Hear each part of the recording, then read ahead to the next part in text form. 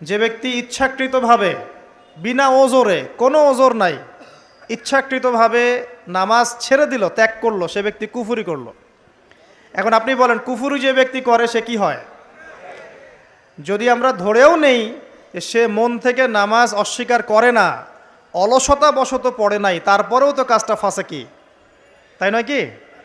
আচ্ছা, তো আজকের প্রথম নসিহত হচ্ছে 5 ওয়াক্ত নামাজ মৃত্যুর আগ পর্যন্ত কেউ ছাড়বেন না।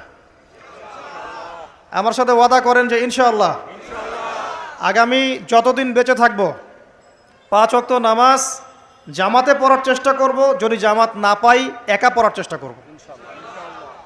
আল্লাহ পাক তৌফিক দান করুন, আমিন। আজকে যদি এই কথাটাই শুধু বাসায় নিয়ে যেতে পারেন যে 5 ওয়াক্ত নামাজ আর জীবনে ছাড়বো না, আমাদের আজকের মাহফিল সফল।